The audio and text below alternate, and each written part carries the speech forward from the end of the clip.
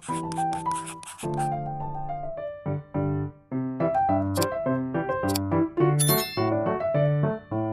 semuanya, Assalamualaikum. Gimana nih kabarnya? Semoga sehat selalu dan selalu ada dalam lindungan Allah Subhanahu wa Ta'ala ya.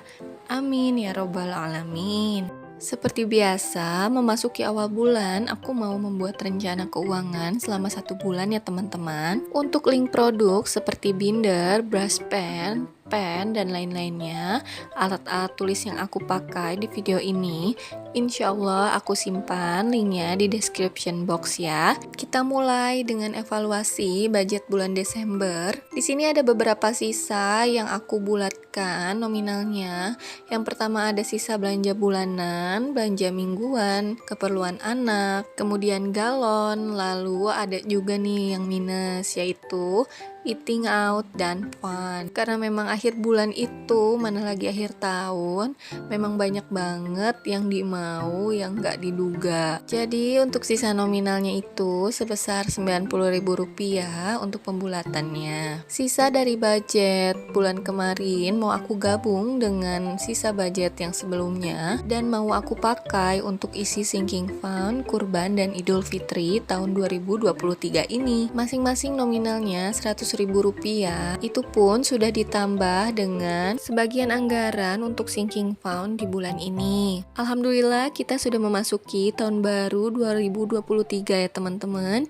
Semoga di tahun ini kita bisa menjadi pribadi yang lebih baik lagi dari semua aspek kehidupan juga, seperti ibadah, rumah tangga, anak, finansial, kehidupan sosial kita, dan aspek kehidupan lainnya. Amin. Sebelumnya aku mau minta maaf kalau memang suaranya agak kurang jelas ya teman-teman, karena memang udah hampir 2 minggu terakhir ini aku tuh batuk dan pilek, dan batuknya itu lama sekali, dan karena memang cuacanya juga lagi gak menentu, jadi untuk teman-teman jaga kesehatan selalu, minum suplemen jika perlu. Sambil aku menulis budgeting bulan Januari ini, sambil kita cerita-cerita aja ya teman-teman. Resolusi pertamaku di tahun 2023 ini adalah aku ingin lebih banyak lagi untuk bersyukur, baik dalam segi ibadah maupun itu sedekah, karena banyak sekali kejadian dan hal-hal yang terjadi di tahun 2022, yang mana aku sadari mungkin itu terjadi karena aku kurang bersyukur. Alhamdulillah, aku juga mulai fokus mengatur keuangan seperti ini tuh di tahun 2022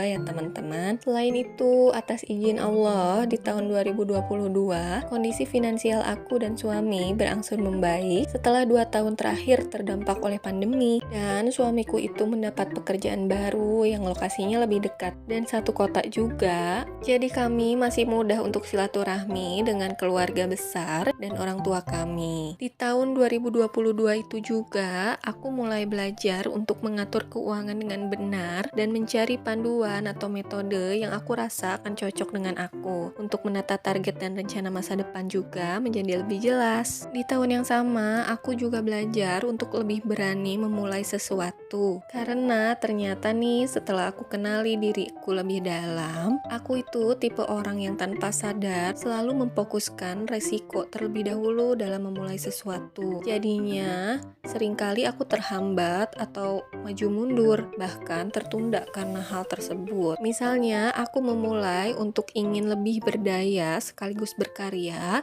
dengan membuat konten ini misalnya, dan alhamdulillah niat yang sudah lama aku inginkan itu bisa tercapai di tahun 2022 dengan cara menyederhanakan pikiranku tersebut. Harapanku dengan berbagi rutinitas cara mengatur keuangan ini dapat memberikan hal positif buat teman-teman semua. Dan memang dalam membuat konten aku juga nggak memaksakan kondisi atau nggak ngoyo gitu ya teman-teman, karena prioritasku itu tetap anak, suami, dan pekerjaan rumah. Ya ampun, kasihkan cerita sampai lupa videonya ketinggalan. Kembali ke budgeting, di sini ada saving seperti biasa, yaitu ada tabungan utama, tabungan pendidikan. Untuk nominalnya aku skip ya teman-teman. Kemudian ada dana darurat sebesar Rp200.000. Lalu ada untuk anggaran sinking fund sebesar Rp150.000. Lalu ada giving untuk orang tua dan sedekah. Untuk nominalnya aku skip juga ya.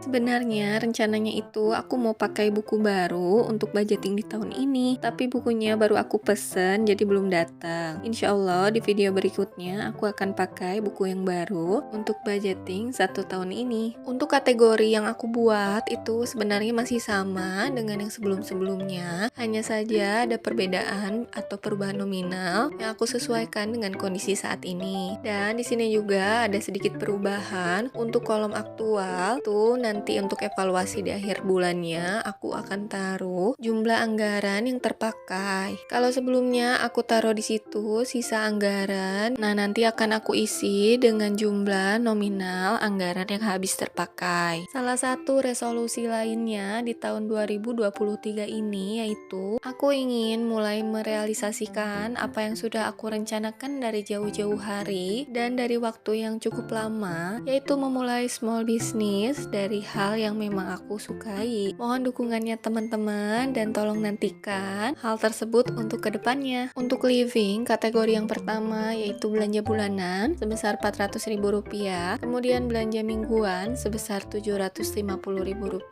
lalu ada keperluan anak sebesar Rp250.000, kemudian ada transportasi sebesar Rp150.000.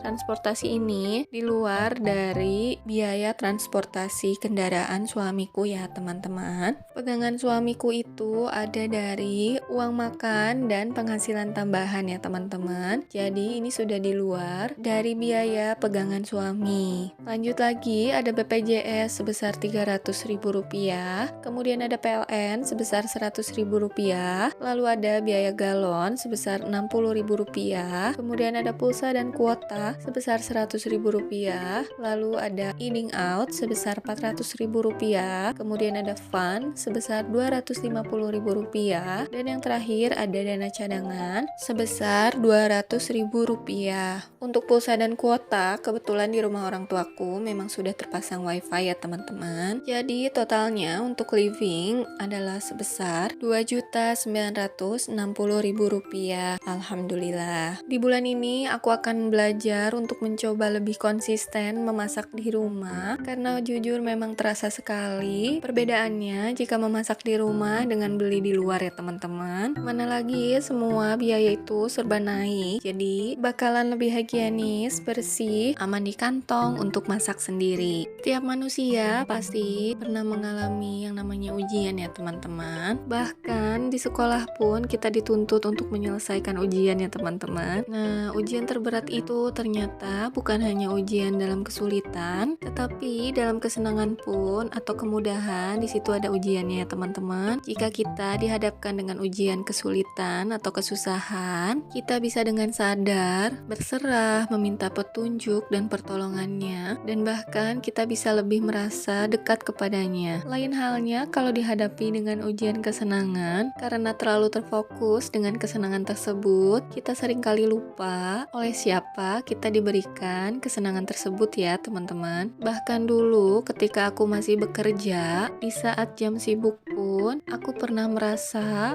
nanggung gitu teman-teman. Jadi waktunya masuk jam sholat tapi kerjaan masih nanggung, jadi tertunda sholatnya. Nah itu tuh salah satu nikmat yang kita abaikan. Padahal kan ya, kita tuh mencari rezeki itu atas izin dan ridho Allah Subhanahu wa Ta'ala, tapi pada pelaksanaannya kok kita malah lalai untuk melaksanakan ibadah sama sang pemberi rezeki. Alasannya hanya nanggung karena pekerjaan lagi sibuk-sibuknya. Astagfirullah. Dan itu tuh seringkali masih berlaku hingga sekarang loh teman-teman. Dalam pekerjaan rumah pun dan mengurus anak, aku tuh masih aja suka ada menundanya. Maka dari itu, resolusi tahun ini semoga aku bisa menunaikan ibadah wajibnya tepat pada waktunya. Semoga teman-teman juga dapat melaksanakan resolusi tahun 2023-nya satu demi satu. Sekian dulu video kali ini. Jangan lupa klik subscribe, like, komen, serta nyalain notifikasinya karena aku gak sabar mau berbagi informasi lainnya dengan kalian lagi. Terima kasih sudah menonton video ini. Wassalamualaikum warahmatullahi wabarakatuh. Hatur nuhun.